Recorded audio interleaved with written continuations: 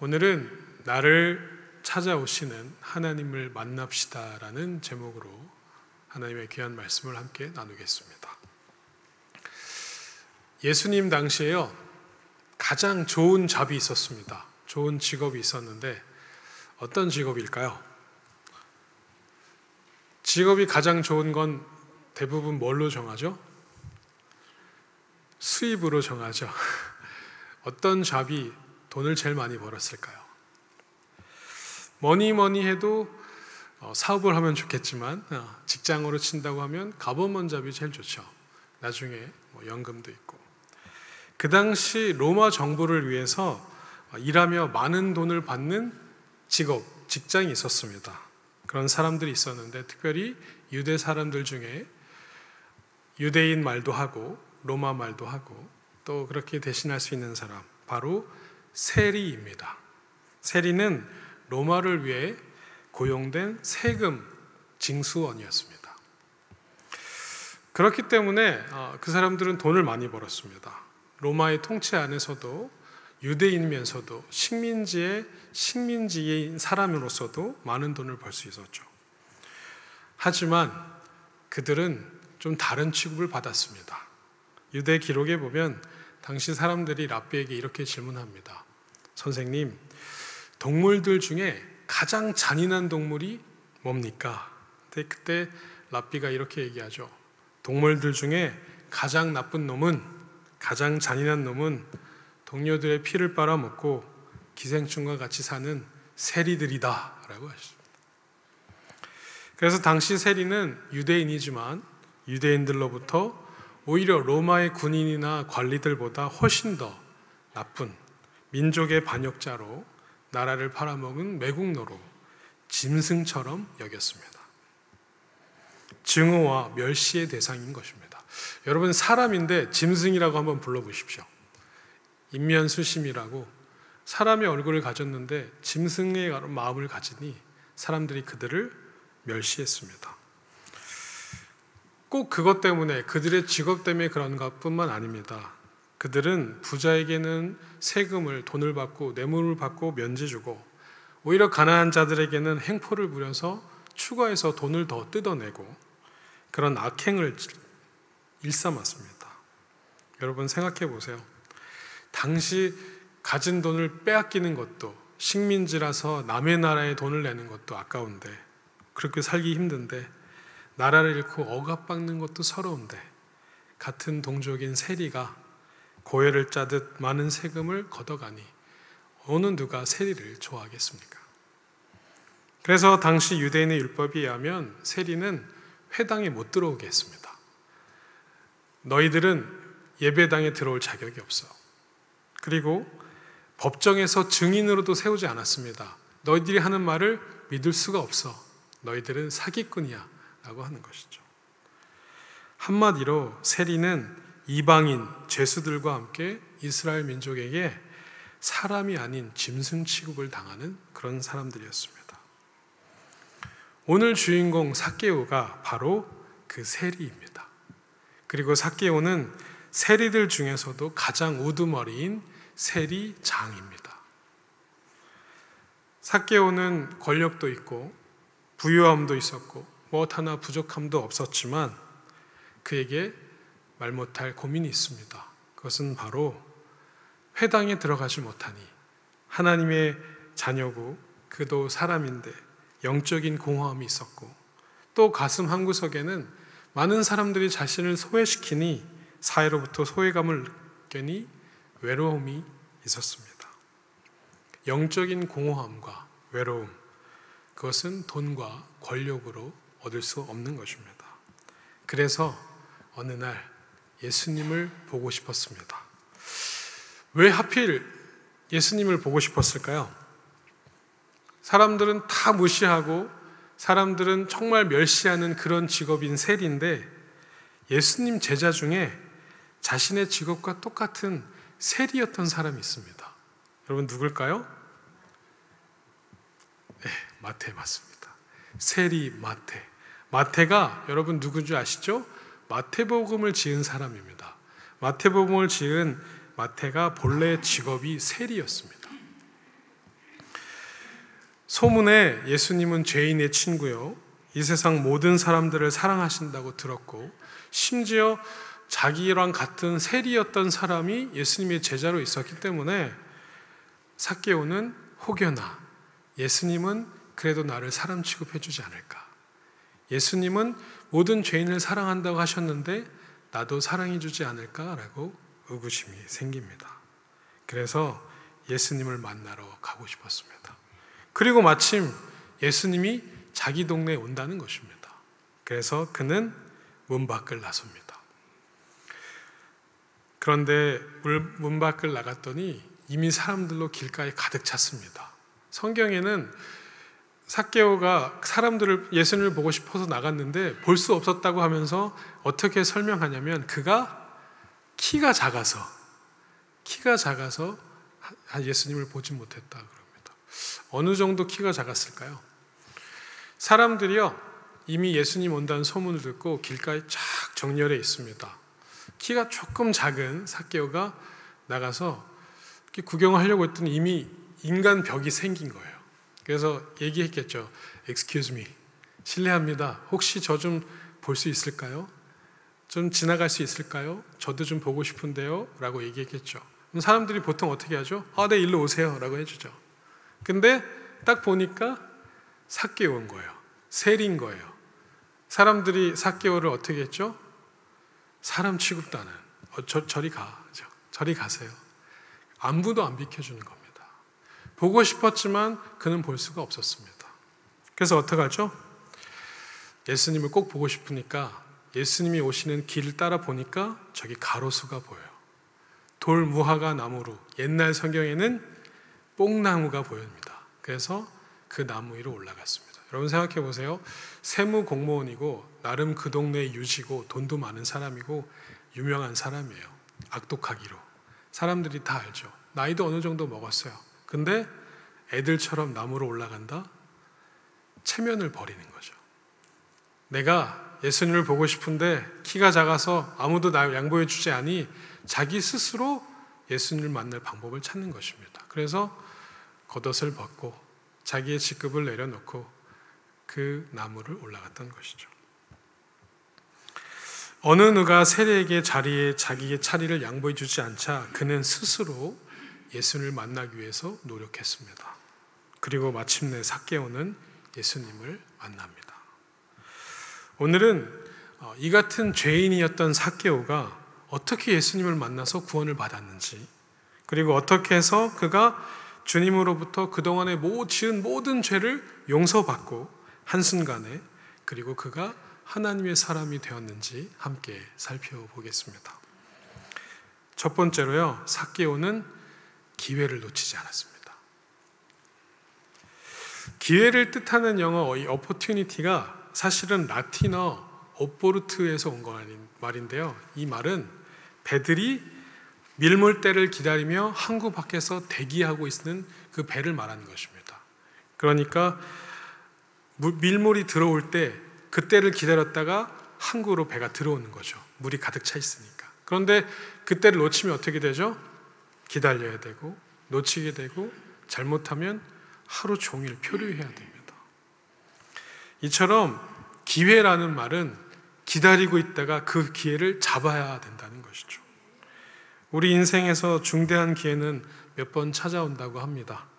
저와 여러분은 그 기회 중에 예수님을 믿을 수 있는 인생의 가장 큰 기회를 붙잡은 사람들입니다.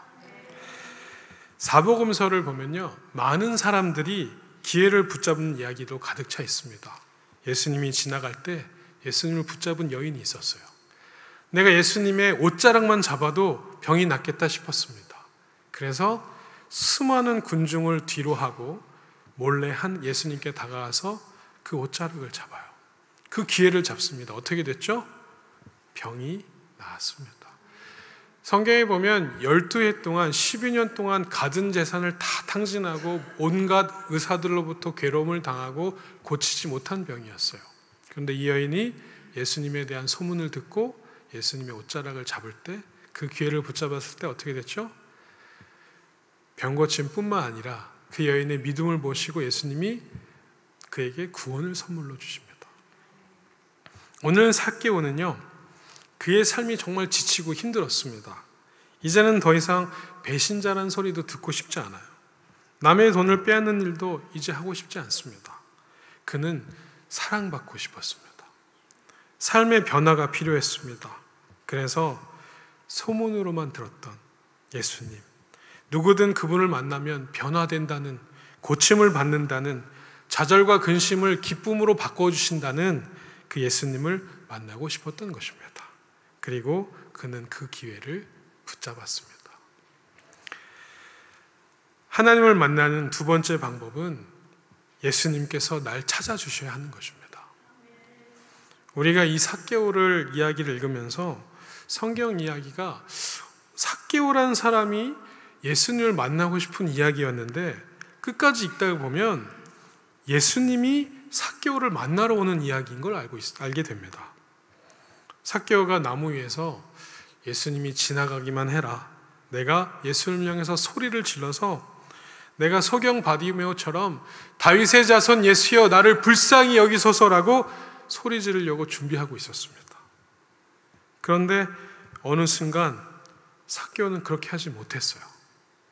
왜냐하면 그렇게 소리 지르려고 예수님이 오기를 기다리고 있는데 예수님께서 벌써 내 앞에 오셔서 나무를 쳐다보시면서 삭개오야 내려와라 라고 말씀하시는 거예요. 먼저 삭개오야 내가 오늘 너희 집에 머물겠다. 여러분, 삭개오가 받았을 충격을 생각해 보십시오. 어떻게 저분이 오늘 처음 만났는데 날 알지도 못하는데 나의 이름을 알까? 여러분, 삭개오가 자기 이름을 가르쳐 주었나요? 아니요. 예수님께서 삭개오야 내려오너라고 먼저 이름을 불러주셨습니다. 한 번도 나를 만나본 적 없는 이가 나의 이름을 알고 있는 것입니다. 나의 이름을 부르는 저분이 누굴까? 삭개오는 그분이 하나님이신 줄 그때 깨닫게 됩니다. 이 성경 구절을 읽다가요, 영감을 받은 무명의 미국의 CCM 가수가 있었습니다. 그가 필리핀에 단기 선교를 갔는데 그곳에 고아원에 제리라는 어린 아이가 있었어요. 그 어린 아이는 사랑에 목말라 있었고, 그래서 그 CCM 가수에게 자기 소개를 합니다. 내 이름은 제리입니다. 알았어. 너 제리야? 반가워. 그런데 매번 식사 때마다 자기를 만날 때마다 찾아와서 내 이름 뭐냐고 물어보는 거예요. 그래서 너 제리잖아. 네가 가르쳐줬잖아. 제리야 안녕. 제리는 자신의 이름을 불러줄 때마다, 기억해줄 때마다 너무 기뻤습니다. 그 어린아이가 자기의 작은 친절에 너무 기뻐하는 모습을 보면서 이 CCM 가수가 깨닫기 시작해요. 하나님이 그에게 깨닫게 하신 것은 우리 모두 이렇게 외로운 존재라는 것입니다. 다른 사람이 알아봐 주기를 바라고 있고 사랑에 목마른 존재라는 것을 깨닫게 됩니다. 그리고 우리 이름 하나하나를 다 아시는 아버지가 우리를 사랑하고 계신다는 것을 깨닫게 됩니다. 이렇게 나를 사랑하시는 하나님 아버지를 내가 어찌 사랑하지 않을 수 있을까? 그는 하나님에 대한 사랑을 다시 고백하면서 찬양곡을 만들기 시작했습니다. 그 찬양이 바로 토미 워커가 부른 내 이름 아시죠입니다. He knows my name. 그가 지은 책도 우리나라에 출간됐습니다. 아무도 자기의 이름을 기억하지 못하고 자신의 이름을 불러주지 않는 어린 고아인 아이의 그 이름을 불러준 것을 감격하는 모습을 보면서 그는 이 찬양을 만들었던 것입니다. 그리고 이 찬양을 만들어서 그는 이름 없는 CCM 가수에서 세계적인 공연을 하는 유명한 CCM 가수가 됩니다. 성경을 읽다 보면 이렇게 놀라운 일들이 일어나는 것이죠. 예수님은요, 사람들을 이름을 부르는 걸 참 좋아하셨어요. 그래서 여인들 중에는 마리아라는 이름을 참 많이 부르셨는데 우리가 잘 아는 어머니 마리아 말고 막달라 마리아라는 여인이 있었습니다. 성경에 보면 그 여인은 귀신 들린 여자, 욕심이 많았던 여자, 결혼을 많이 하고 여러 남자를 만났고 그렇지만 욕심이 해결되지 않았던 여자. 그런데 예수님이 그 여인의 이름을 부르시고 만나주시고 막달라 마리아는 변했습니다. 성경에 보면 그녀는 귀한 향유 옥합을 깨뜨려 예수님의 죽음까지 준비했던 그런 아름다운 여인이었습니다. 후에 그 여인은 예수님께 이런 말을 듣습니다. 마가복음 14장 9절에 보면 내가 진실로 너에게 이르노니 온 천하에 어디서든지 복음이 전파되는 곳에는 이 여자가 행한 일도 말하여 그를 기억하리라 하시니라. 여러분, 이 일을 통해서 그 여인의 이름은 지금 제가 기억할 정도로 많은 사람들이 성경에 기록된 대로 모든 복음서, 사복음서에 기록되어 있으며 복음이 전파되는 곳에 아름다운 향유 옥합을 깨트린 여인으로 기록되어 있습니다. 마리아야, 삭개오야, 나사로야, 사람들의 이름을 하나하나 개인별로 부르시는 예수님께서 그들의 형편과 사정을 아시고 지금도 그들의 이름을 통해서 우리의 이름을 부르시며 우리 함께 계심을 잊지 마시기를 바랍니다. 예수님께서요, 삭개오한테 빨리 내려오라고 말씀하셨습니다. 삭개오야, 속히 내려와라. 내가 오늘 너희 집에 유하겠다. 자, 여기쯤 읽으면 우리는 이 이야기가 삭개오라는 사람이 예수님을 만나고 싶은 것이 아니라 예수님이 삭개오를 찾아오신 내용인 것을 알게 됩니다. 예수님이 여리고성에 가신 이유도 많은 사람이 만난 것이 아닌 그 성에 살고 있는 삭개오를 만나고 싶어서 가셨던 것입니다. 여러분 이거 아십니까? 여러분이 예수님을 알고 싶어하는 것보다 예수님이 여러분을 더 알고 싶어 하십니다. 여러분 이거 아십니까? 여러분이 예수님을 만나고 싶어하는 것보다 예수님이 여러분을 더 만나고 싶어 하십니다. 예수님께서 우리를 만나시려고 그 하늘 영광을 다 버리시고 이 땅에 오신 것입니다. 하나님의 아들이 사람이 되어 이 땅에 오신 것, 하나님께서 인간의 육신을 입고 이 땅에 오신 것, 이것이 바로 복음입니다. 하나님께서 이 땅에 오신 이유는 바로 삭개오처럼 잃어버린 자를 찾아서 구원하려 하신 것입니다. 어느 날요, 새들이 땅에 있는 곡식들을 막 주워 먹는 거예요. 그 광경을 한 사람이 계속 보고 있었습니다.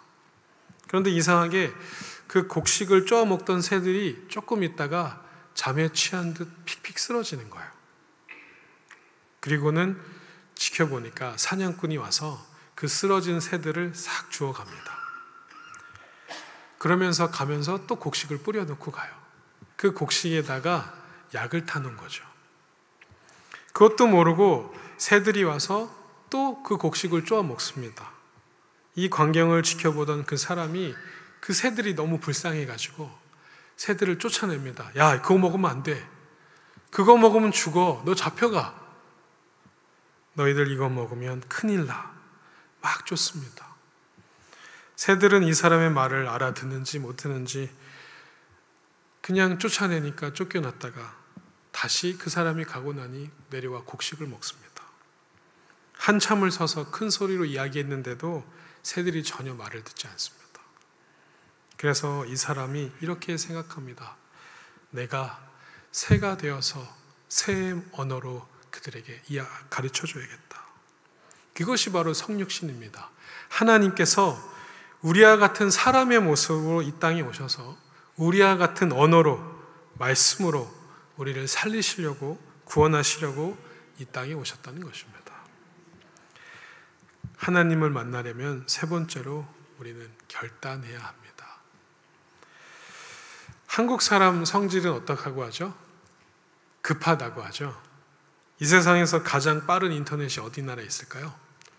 한국에 있습니다. 한국 사람은 뭐든지 빨라야 좋아하는 거죠. 그러나 신앙의 결단만은 정말 느린 시대에 살고 있습니다.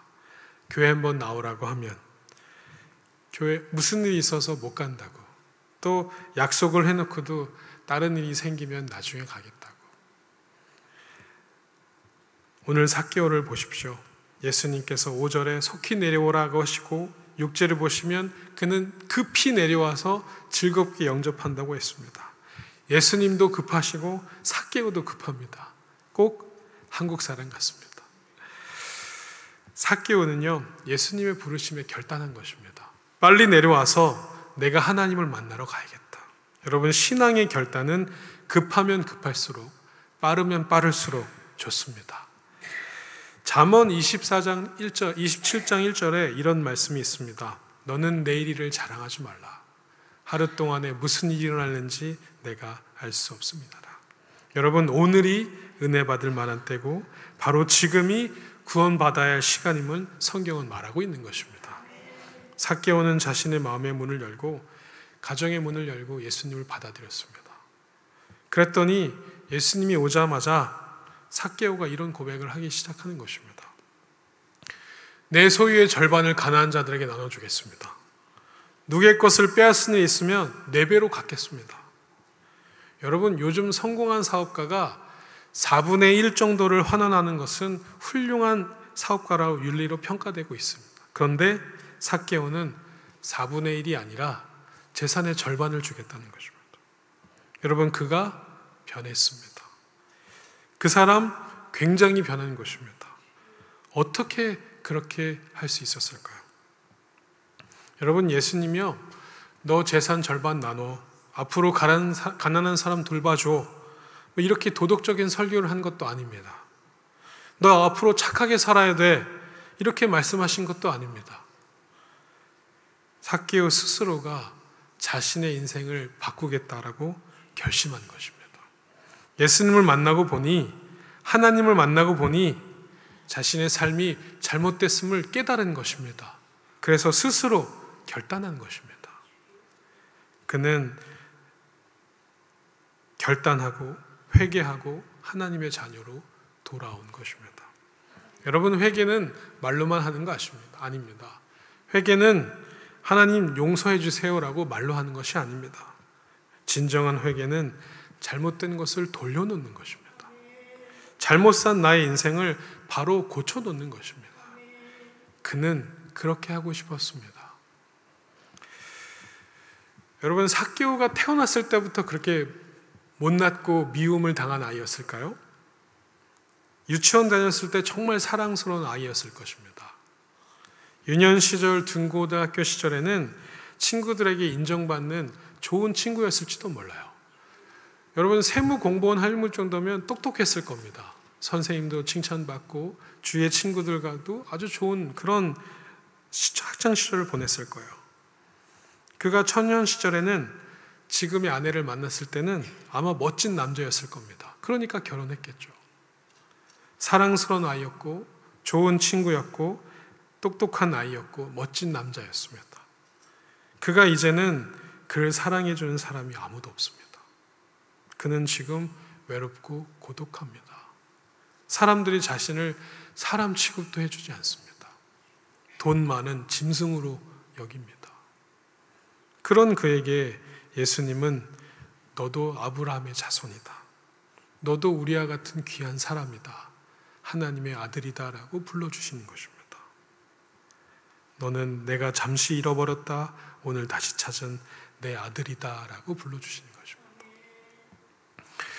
삭개오는 사실 유대인으로 아브라함의 자손입니다. 하지만 그를 아무도 아브라함의 자손이라고 불러주지 않습니다.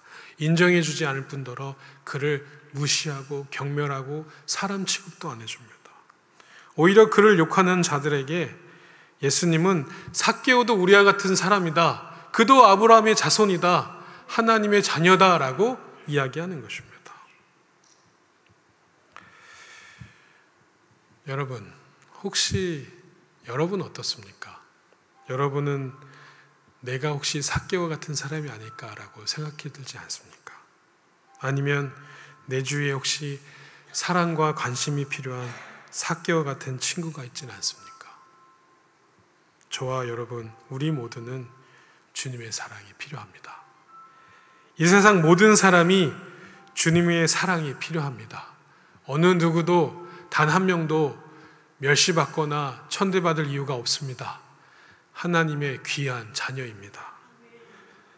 한 죄인이 있었으면, 그리고 그 죄인이 주님을 만나면, 주님이 친히 찾아가셔서 만나주시면 그 죄인이 하나님의 사람 될 수 있습니다. 예수님이 그렇게 그를 선포하신 것입니다. 누가복음 19장 9절 10절 말씀 제가 봉독하겠습니다. 오늘 구원이 이 집에 이르렀으니 이 사람도 아브라함의 자손임이로다. 인자에 온 것은 잃어버린 자를 찾아 구원하려 하심이니라. 너는 오늘 구원받았고 오늘부터 너는 하나님의 아들이야. 너는 하나님의 딸이야. 그 사랑에 우리는 감격하며 지나온 날들을 감사하며 이 시간 다시 한번 예배드리며 깨닫게 되는 것입니다. 내가 하나님의 아들, 딸임을 여러분 절대 잊지 마십시오. 여러분, 오늘이 예수님을 만날 기회의 날입니다. 오늘 예수님께서 여러분의 이름을 부르시며 만나시기를 기다리고 계십니다. 재민아, 내가 너를 사랑한다. 여러분, 여러분의 이름을 한번 불러보십시오. 누구야? 내가 너를 사랑한다. 하나님께서 지금 여러분의 이름을 부르고 계십니다. 주님께서 계속해서 말씀하십니다. 너는 이제 용서받았고 하나님의 아들과 딸로서 새로운 인생을 살아가는 것이다. 그것이 그가 내가 그토록 바라던 것이다 라고 말씀하십니다. 주님은 오늘 이 삭개오 이야기를 통해서 우리에게 동일하게 말씀하고 계십니다. 내가 삭개오를 사랑한 것처럼 나도 너를 사랑한다. 사랑한다 아들아, 사랑한다 내 딸아.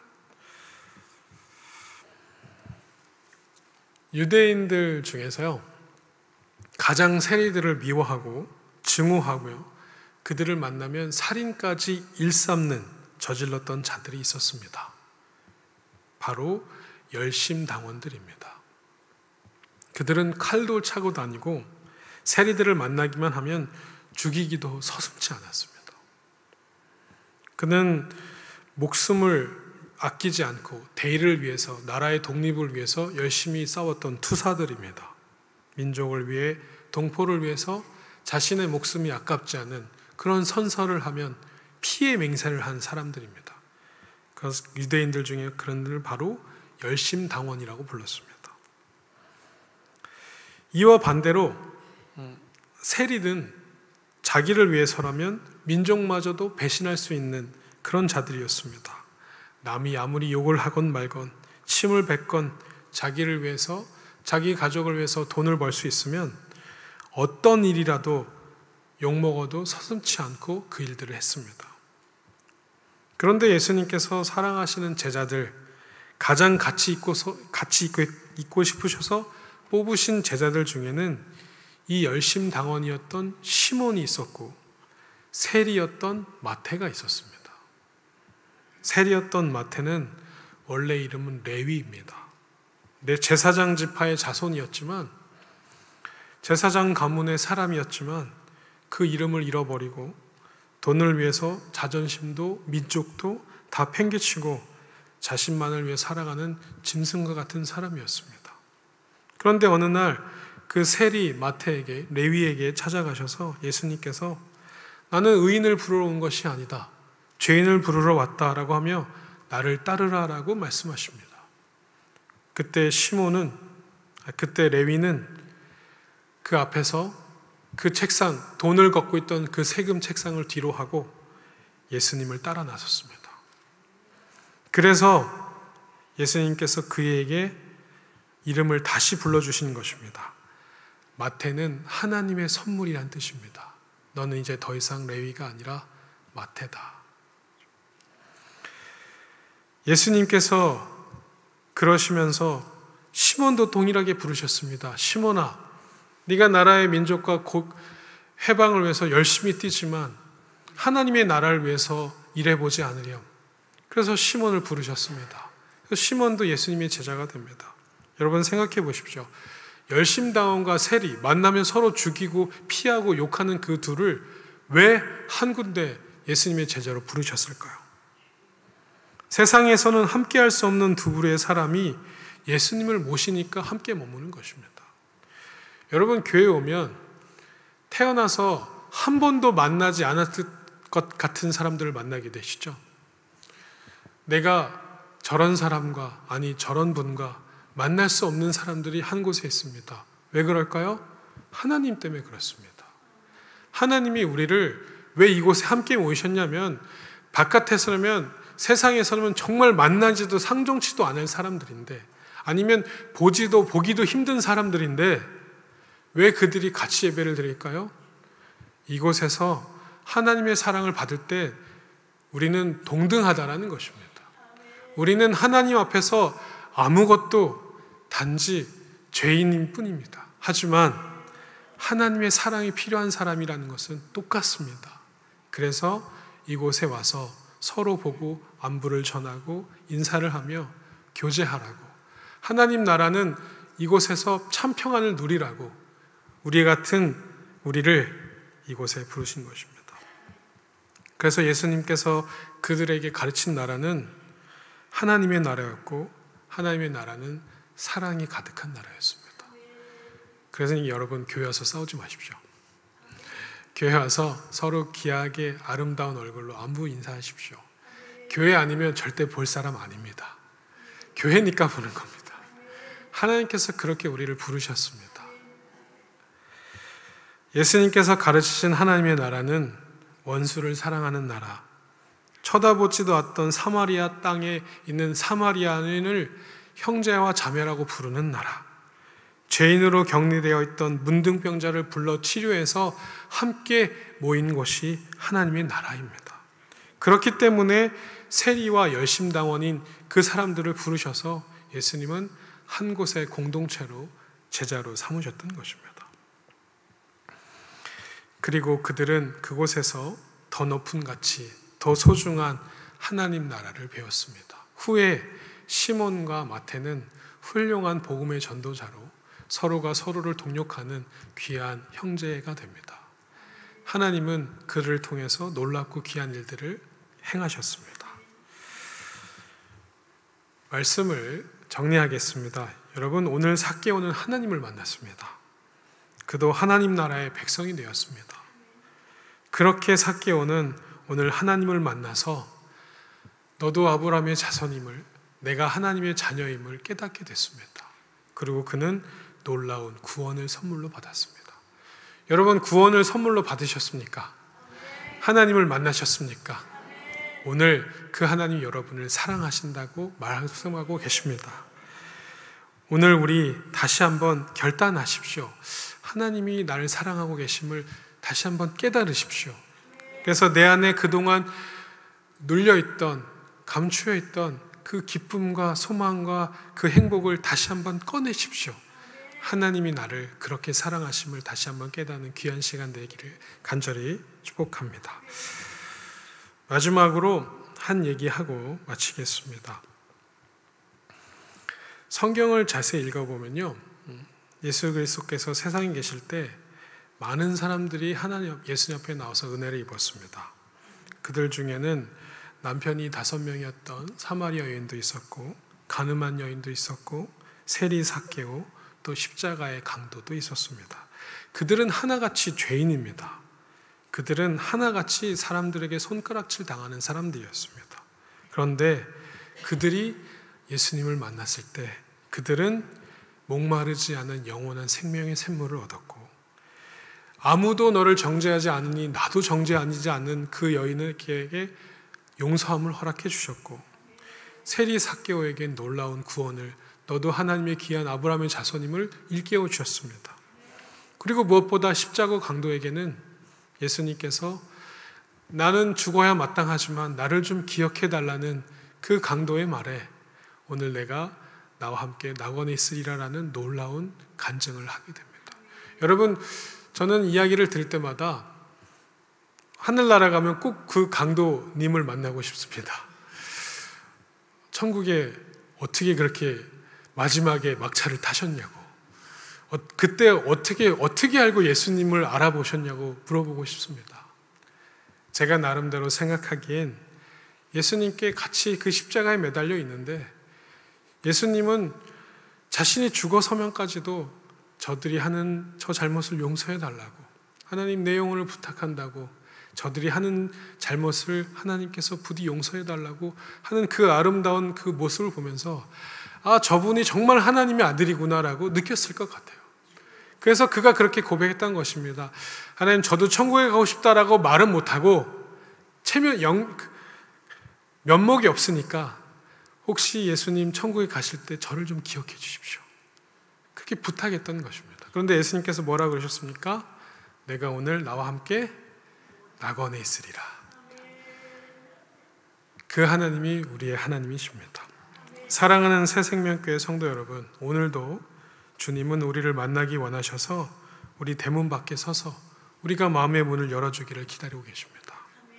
오늘 우리의 기도 시간을 통해서, 우리 예배 시간을 통해서 하나님과 더 깊은 교제를 나가시는, 그래서 하나님 나라의 귀한 백성 되시기를 간절히 축복합니다.